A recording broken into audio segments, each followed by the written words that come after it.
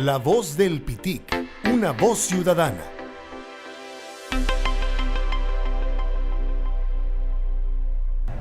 Bueno, buenas tardes, amigas y amigos de La Voz del Pitic. Estamos aquí reunidos con mucho gusto porque tenemos aquí en la ciudad de Hermosillo a una persona, un invitado, que nos orgullece tener aquí para que nos venga a platicar acerca de todo lo que hace, todo lo que ha hecho. Estamos aquí, yo soy Samuel Paz, por supuesto, para mí es un privilegio estar aquí con estas personas. Estamos aquí con el ingeniero Jesús Larios, con el doctor Rubén Flores y por supuesto con el maestro Carlos Prieto, que es un chelista de corte internacional.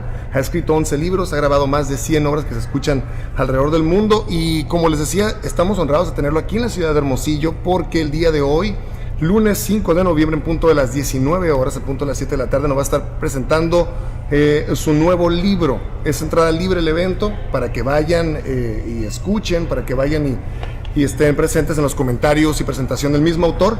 Y el día de mañana tenemos el concierto en el Teatro Emiliana de Subeldía en punto de las 20 horas. También reitero, es entrada libre y es el maestro Carlos Prieto en el violonchelo y el maestro Edison Quintana en el piano. Y como les comentaba, aquí tenemos al ingeniero Jesús Larios y tenemos al maestro Rubén Flores, que vamos a estar aquí platicando un poquito entre amigos, podría decir, acerca de la trayectoria y los eventos que viene aquí a presentar Hermosillo el maestro Carlos Prieto. Adelante. Bueno, pues le cederé la palabra al doctor Rubén Flores. Bien. Bueno, pues realmente sí, un honor. El maestro Carlos Prieto ha estado varias veces aquí en Sonora. Ha estado pues de que yo me acuerdo y como miembro del Seminario de Cultura Mexicana, porque el maestro es miembro titular del Seminario de Cultura Mexicana. Tiene una gran labor de difusión de la música clásica, de la música mexicana. Ha estado en Álamos, en el... Que le dieron la medalla Ortiz Tirado en así Álamos. es, Ortiz Tirado. Y después aquí en Hermosillo al menos 3 veces que yo recuerdo. La última fue con el concierto de Seaman y Sensan, que fue el estreno en México de una nueva obra del compositor mexicano Samuel Seaman. Una obra que había yo estrenado en Estados Unidos y el estreno en México se llevó a cabo precisamente aquí. Sí, después la presenté en Bellas Artes, ¿recuerdo? Y luego en Bellas Artes. Y anteriormente ya había también estado, había ofrecido un concierto, el de Borchak, me acuerdo también, con la Filarmónica de Sonora. Sí. En el 2014, creo que. Bueno, he estado un buen número de veces en el estado de Sonora. He estado aquí, he estado en Ciudad Obregón, he estado en Álamos. Y me acuerdo que yo en Álamos toqué el concierto de un grandísimo compositor mexicano originario precisamente de Álamos, Arturo Márquez. Y después me avisaron que me iban a otorgar una medalla en Álamos, la medalla Ortiz Tirado. Y yo dije, es un error, porque yo sé que esa medalla se otorga nada más a compositores o a figuras sonorenses, y yo no tuve el honor de nacer en Sonora. Me dijeron, no es un honor, es que es la primera vez que se va a otorgar a una persona que no es del estado de Sonora. Sí, pues desde esa vez. Bueno, pues un poco es que hablar de su libro, ¿verdad? El nuevo libro, que será hoy la presentación en el auditorio del Centro de las Artes de la Universidad de Sonora. Punto de las 7. El punto de las 7. Y pues mañana será el concierto, ¿verdad? Bueno, pues, maestro, a ver, díganos usted. Bueno, el libro se titula Mis recorridos musicales alrededor del mundo, la música en México y notas autobiográficas.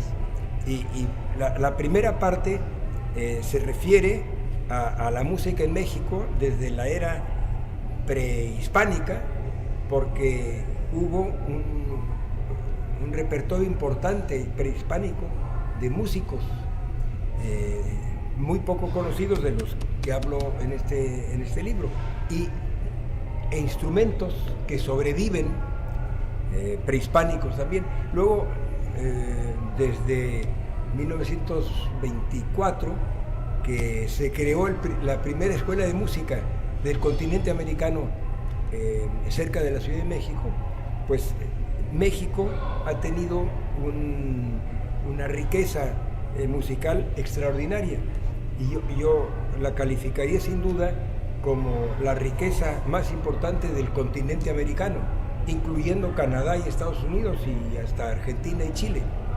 Y de ello hablo aquí, de los principales compositores que ha dado México, y yo he tenido la enorme fortuna de estrenar muchas obras de compositores mexicanos para violonchelo y orquesta, porque desde que yo me dediqué a dar conciertos por el mundo, quise estrenar obras de compositores mexicanos aquí y fuera de México, y me encontré que conciertos para cello y orquesta de compositores mexicanos los contaba uno con los dedos de una mano. Entonces me di a la tarea de convencer a los principales compositores que compusieran obras para cello.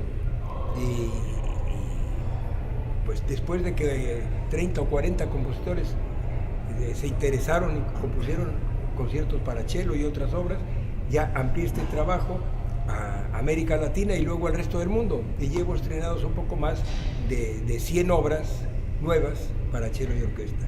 Y una de las obras muy importantes que tengo yo el honor de haber estrenado es el concierto para cello y orquesta del compositor sonorense Arturo Márquez, nacido en Álamos precisamente.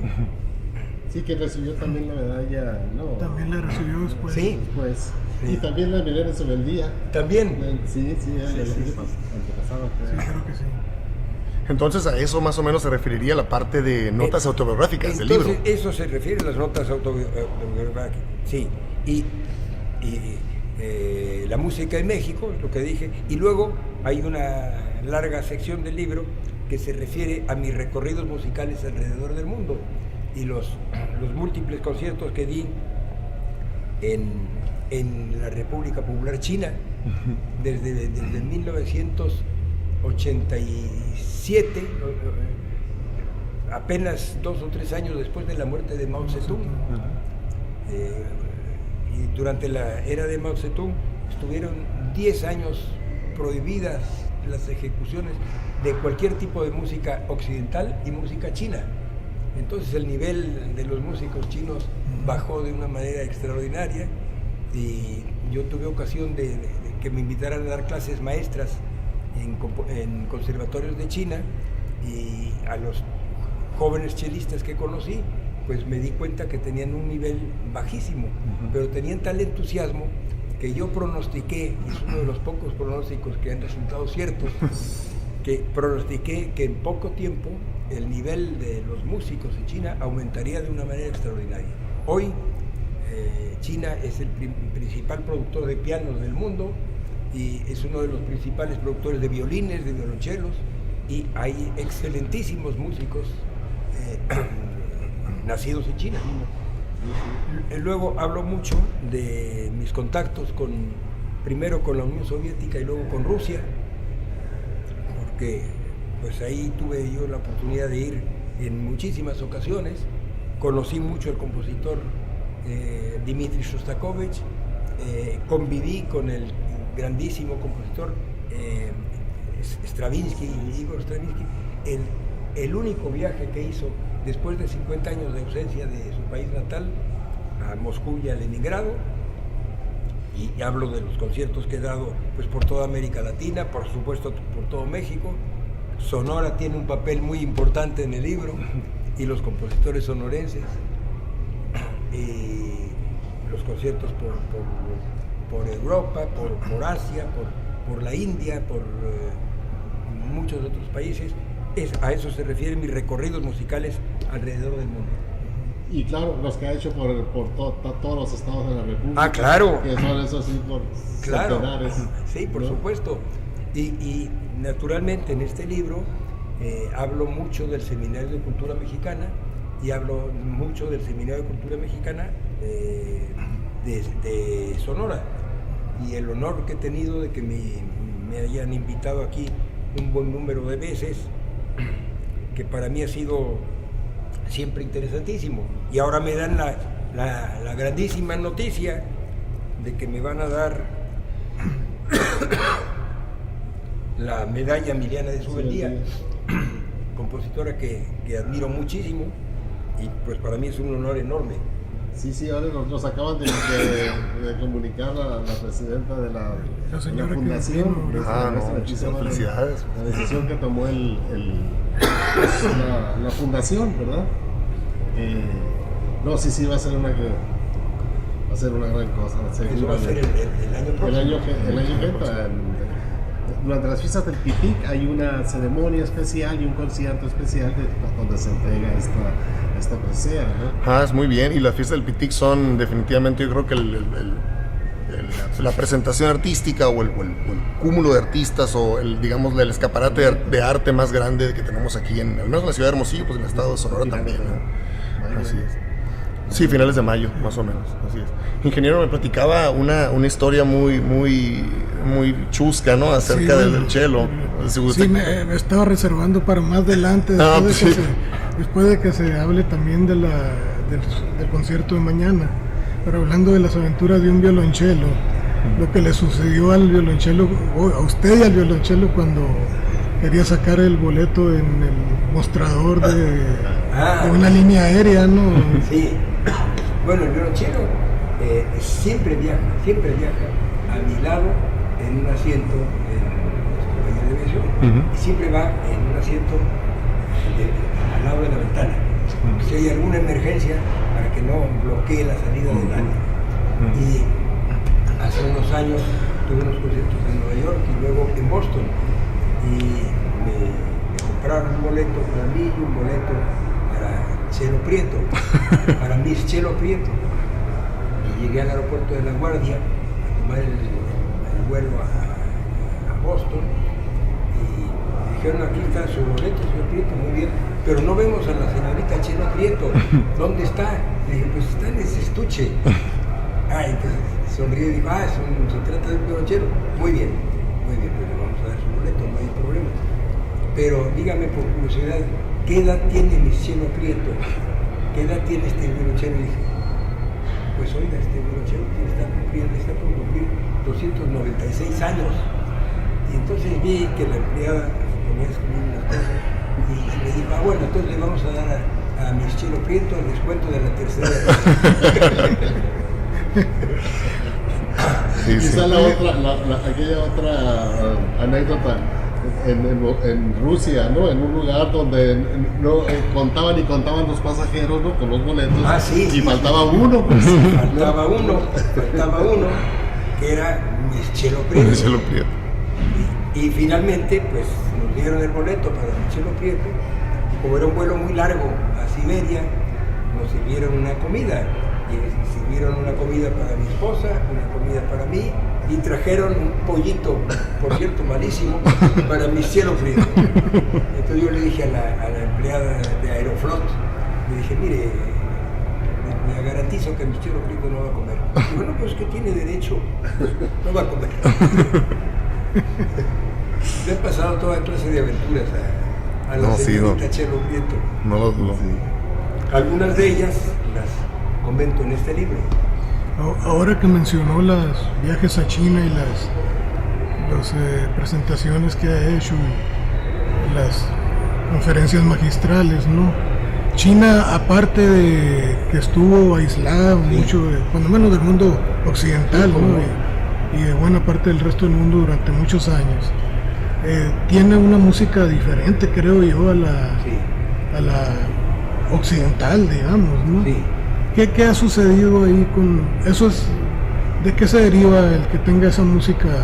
El hecho de que tenga una música occidental se deriva del hecho de que durante muchísimos siglos China estuvo muy aislada de Europa, digamos. Sí. Y entonces es lógico que la música de Europa sea diferente, como la música de la India es diferente, pero la música de China es particularmente diferente. Pero luego, en la era de Mao, en los últimos 10 años de Mao Zedong, se les ocurrió que la música y las artes tenían un efecto pernicioso en la gente, entonces fue prohibida radicalmente durante 10 años toda la música occidental, fue prohibido estudiar violín, estudiar piano, estudiar violonchelo, estudiar música occidental, pero no solo eso, estuvo prohibido estudiar la música china y tocar las obras chinas. Entonces, durante esos 10 años, pues la música en China sufrió un deterioro lamentabilísimo. Y luego fue lento el recuperarse. Bueno, ahora tienen grandes ejecutantes, ¿no? Sí. Pero ahora que ya está abierta Occidente en este tema de la música, yo recuerdo haber oído ya música, pero como muy monótona, ¿no? Sí. Es pentafónica, ¿cómo le llaman? Sí, pero ya, claro, la música popular china es tan diferente que a muchos occidentales pues nos suena aburrida. Sí. Pero creo que se está acercándose a la música de Occidente y la música de Occidente se acerca a la música de China. Es un fenómeno universal y cada vez es más interesante la música de China y los compositores y los ejecutantes de China. Es que en su libro de los 5000 años de palabras, Sí, usted menciona mucho pues los orígenes de las distintas lenguas, ¿no? Sí. El grupo más grande es el indoeuropeo, ¿no? el indoeuropeo, efectivamente. Pero está el chino tibetano, algo así, creo que. Sí, la familia de lenguas más importante del mundo es la familia indoeuropea, que incluye las lenguas, la principal lengua de la India, incluye todas las lenguas latinas, el español, el francés, el rumano, el italiano, el portugués, e incluye las familias eslava, encabezada por la lengua rusa, la familia germánica, encabezada por el inglés, el alemán, el sueco, el noruego, etc. Y esta familia es la principal familia lingüística del mundo, que hablan más de 1.500 millones de personas. Y la segunda familia es la sino-tibetana, encabezada por el chino mandarín, que hablan más de 1.100 millones. Ese es otro libro. Entonces están fundiendo las músicas, y volviendo a las músicas, se están fundiendo las músicas por efectos de la globalización. Por efectos de la globalización, pues hay cada vez más contacto de la música china con Occidente y de la música occidental con China, y hay cada vez más músicos chinos que vienen a Occidente, cada vez más músicos occidentales que van a China, y pues hay un acercamiento global. Y en la música, bueno, la de usted o de sus colegas, ¿usted nota las influencias de otras lenguas? ¿O las absorbe? En la música no lo noto muy bien, porque habría que analizarlo muy despacio y con mucha calma. Sí noto en la música de algunos grandísimos compositores chinos la influencia de la música occidental. No noto en la música de los principales compositores occidentales la influencia china. Y el método es el Novaro, que es o el quinto también, o el otro, ¿no? El del sonido 13. El sonido 13. Sí. El sonido 13 se llamó así, lo bautizó así un gran compositor mexicano llamado Carrillo, don Julián Carrillo. Y Julián Carrillo primero compuso música completamente tipo occidental. Él tocaba en Alemania y compuso una sinfonía que se parece tanto a las sinfonías de Brahms. Brahms compuso 4 sinfonías, que la primera sinfonía de Blas Carrillo la apodaron la quinta sinfonía de Brahms. Pero luego se le ocurrió a don Julián Carrillo inventar un nuevo sistema. El sistema de la música occidental está basado hace mucho tiempo en 12 semitonos. De do al siguiente do hay 12 semitonos. Y don Julián Carrillo se le ocurrió dividir el tono no en 2 semitonos, sino en terceras partes de tono, en cuartas partes de tono, en quintas partes, en sextas, y hay pianos que él inventó que se llaman los pianos metamorfoseadores, que un piano es más o menos así, y de la nota primera a la última nota van nada más una escala de do a do dividido en 16avos de tono que casi no se escucha. Y bueno, eso es lo que inventó don Julián Carrillo, que se llamó, por salirse de los 12 sonidos de la música occidental, sonido 13. Fue una cosa muy original, pero yo no creo que tenga un impacto mundial. La prueba es que yo creo que quizá nunca han escuchado aquí obras del sonido 13, o muy pocas. Y del sistema de grabado, porque aquí tenemos un... Ah, bueno, sí, sí, y un ejemplo es doña Emiliana de Subeldía. Sí. Yo, ahora que voy a regresar a Sonora y me van a hacer el honor de darme el premio de Emiliana de Subeldía, espero conocer un poco más las bases de este sistema. Y el concierto de mañana, maestro, sí, es con Edison Quintana. Sí. ¿Qué nos puede platicar de esta colaboración que está abierta para todos los... Hoy voy a presentar un libro y luego voy a tocar obras para violonchelo solo. Ah, muy bien. Voy a tocar obras de Bach y obras de Bach compuestas de 1720 y algunas obras de otros compositores contemporáneos y algunos mexicanos. Mañana no voy a presentar un libro, sino vamos a dar un concierto de obras para cello y piano, que va a incluir obras del compositor ruso Dmitri Shostakovich, y luego va a incluir obras de compositores mexicanos, y va a incluir obras de Astor Piazzolla, incluyendo una obra muy interesante y muy curiosa llamada El Gran Tango de Astor Piazzolla, el gran compositor argentino para cello y piano. Sí, muy impresionante. Y esa, el compositor mexicano, esa de Gutiérrez Heras. Esa fue dedicada a usted, creo, ¿verdad? Sí, Gutiérrez Heras era un compositor que yo admiraba mucho y yo estuve persiguiéndolo mucho tiempo para que compusiera obras para cello y piano y finalmente y obras para cello y orquesta. Finalmente compuso una obra magnífica para cello y orquesta y compuso también una obra para cello y piano que es la que voy a tocar mañana y creo que se llama Canción del Puerto. Canción del Puerto para cello y piano, y ambas la obra para cello y orquesta me la dedicó a Gutiérrez Heras y la Canción del Puerto nos la dedicó al maestro Quintana y a mí, que somos los que la vamos a tocar. Y el Gran Tango de Astor Piazzolla, quienes estrenaron esta obra y quienes hicieron la primera grabación mundial fuimos precisamente Edison Quintana y yo. Sí, porque ya hay los del mismo yo más que usted tiene. Sí. Sí. Pero Astor Piazzolla, al final de su vida, le regaló esta obra al compositor ruso Rostropovich. Y ahora le digo el título que tenía la obra y por qué. Pero Rostropovich le echó un vistazo, la tocó un poco y luego no le interesó.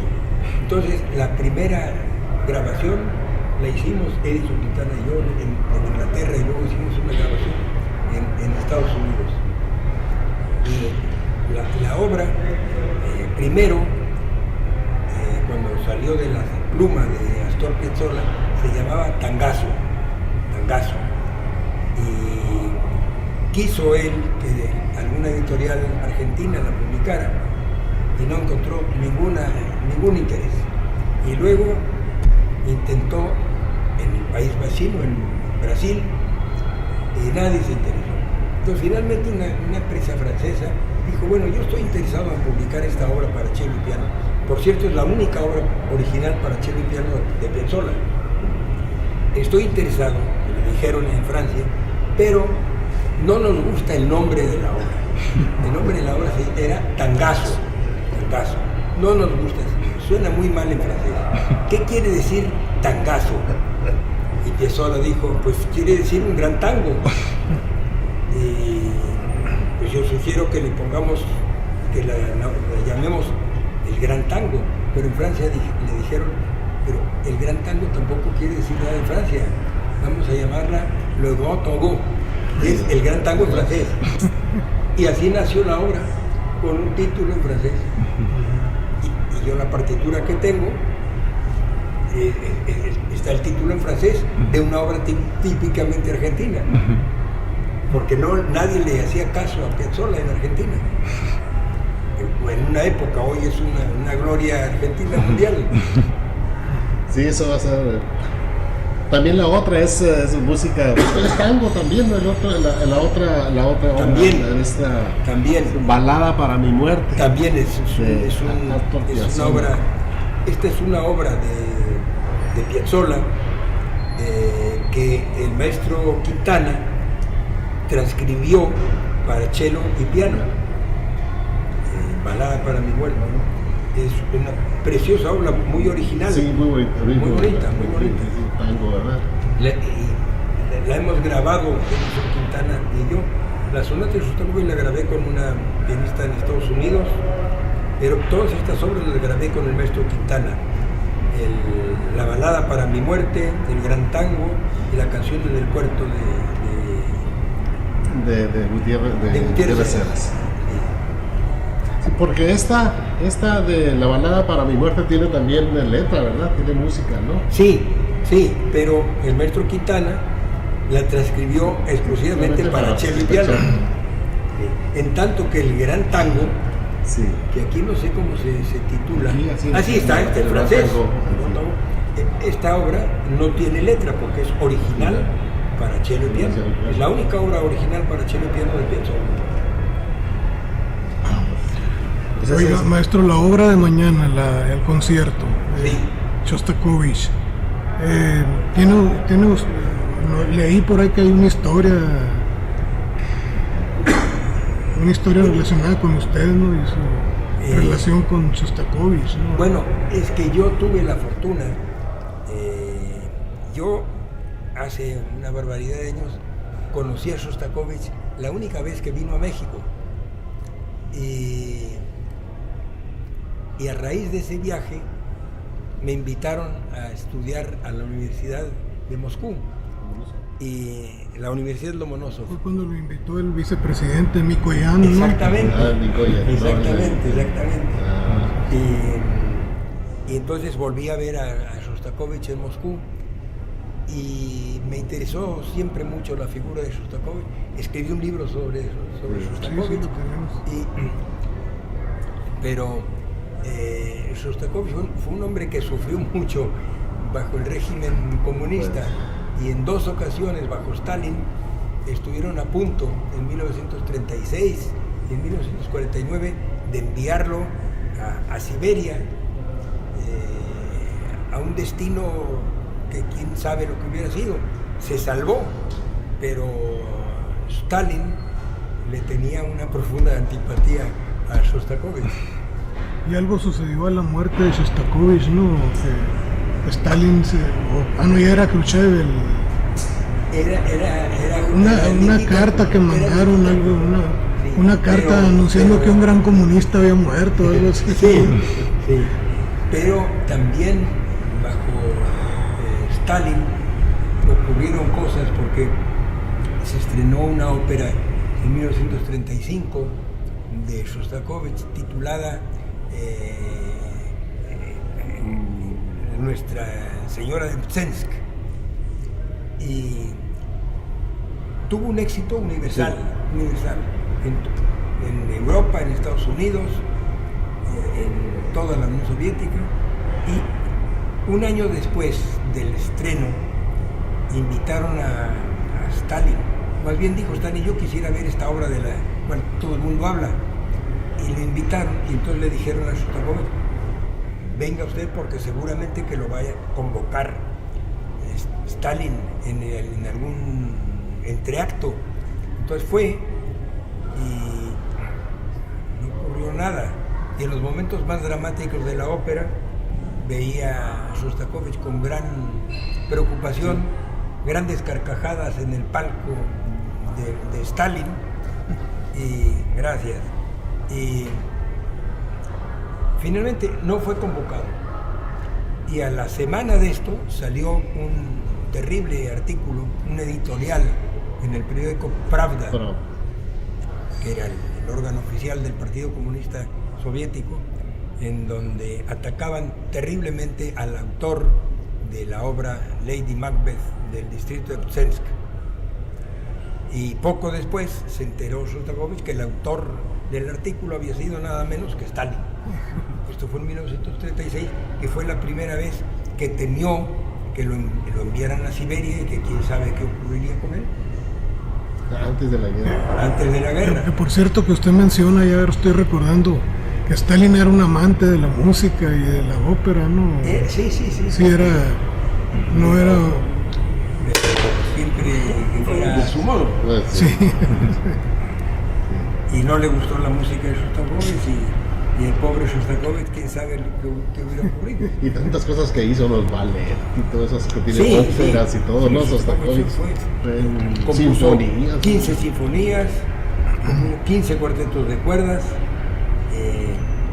algunas de sus sinfonías, la cuarta sinfonía, no se atrevió Shostakovich a que se estrenara en vida de Stalin, porque quién sabe qué le hubiera ocurrido, y se estrenó en 1962, 9 años después de la muerte de Stalin, y quizá es la más gran sinfonía que compuso Shostakovich, la sinfonía número 4, una sinfonía muy abstracta, y que seguramente si la hubiera conocido Stalin, hubiera dicho: este compositor hay que mandarlo a Siberia.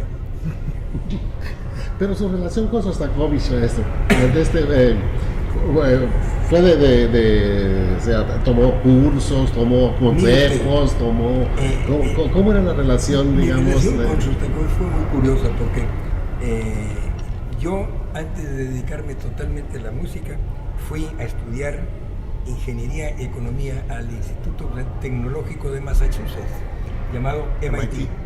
Y ahí descubrí la música de Dmitri Shostakovich, porque tenía una colección de discos impresionante, y me interesó tantísimo la obra de Shostakovich que me puse a estudiar ruso y tomé todos los cursos de ruso que se daban en MIT, y terminé y me fui a trabajar a México, y en 1959 llegó una misión soviética encabezada por Mikoyan, que era el número 2 del gobierno y del Partido Comunista Soviético, y vino con esta comisión, vino Shostakovich, y yo fui a un concierto en que se tocó una obra de Shostakovich en Bellas Artes, y en el intermedio pues fui a saludar a Shostakovich, a decirle lo que lo admiraba y cómo lo felicitaba, pero me di cuenta que la conversación fue cortísima, porque llevaba yo no un minuto de conversación con Shostakovich, y vinieron una serie de guardaespaldas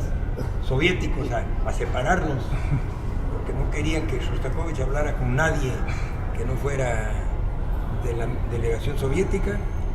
Y entonces luego la delegación soviética fue a Monterrey, donde yo trabajaba, y llegaron unas horas antes del viaje a Monterrey. Me llamó el embajador soviético en México y me dijo: oiga, señor Prieto, estamos en una emergencia, porque el intérprete oficial que traía Mikoyan le gustó demasiado la música, los antojitos mexicanos, y se envenenó, y nos hemos quedado sin intérprete. Y quisiera usted fungir como intérprete. Y yo dije: pues con mucho gusto. Y entonces al día siguiente acompañé a Mikoyan un par de horas en Monterrey, y cuando terminó la visita me dijo Mikoyan: ¿no le interesaría a usted ir a estudiar a Moscú? Pues sí, me interesaría mucho la Universidad Lomonosov de Moscú, que es la universidad más antigua de la Unión Soviética, de Rusia. Y me dijo: pues délo por hecho. Entonces, si délo por hecho lo dijo el número 2 del gobierno soviético. Yo dije, bueno, pues en un par de meses o en un mes me voy. Y conseguí el permiso del caso en la empresa donde yo trabajaba. Y pasaron 2 meses, pasaron 4 meses, me empecé a preocupar. Pasó un año y ya me olvidé por completo. Pasaron 2 años. Y ya el recuerdo de la invitación de Mikoyan era un lejano recuerdo. Pero un poco más de 2 años después me avisó el embajador soviético que ya estaba todo listo para que me fuera yo. Y entonces me fui.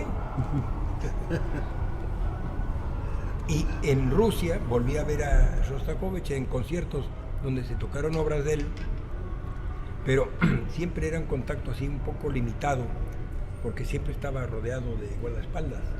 Pero sí tuve la oportunidad de platicar con él y de conocerlo. Muy bien, no sé si tengan alguna otra pregunta que hacer al maestro. No, pues creo que... No, preguntas hay muchas, me imagino, ¿no? Sí. Para rato. Pero, bueno, si no, y si gustan agregar algo. No sé si el maestro quisiera Si arreglar. gusta agregar algo, maestro. Bueno, pues que yo siempre he tenido un contacto que me ha acercado muchísimo al estado de Sonora y que me gustaría muchísimo ver a muchos sonorenses, tanto en la presentación del libro que voy a tener, como en el concierto que voy a dar con el maestro Quintana mañana 6 A las 8. a las 8. ¿Mañana qué fecha es? Es martes Sí, 6. es 6. En el Teatro Emiliana del Cine. Muy bien. Y maestro, le queríamos pedir un enorme favor. La Voz del Pitic es este proyecto radiofónico que estamos iniciando, que gran parte del punto de La Voz del Pitic es difundir la cultura y acercar el arte a toda la ciudadanía en general. Muy bien. No sé si podría mandarle un saludo a toda la gente que nos va a escuchar y ver en este momento.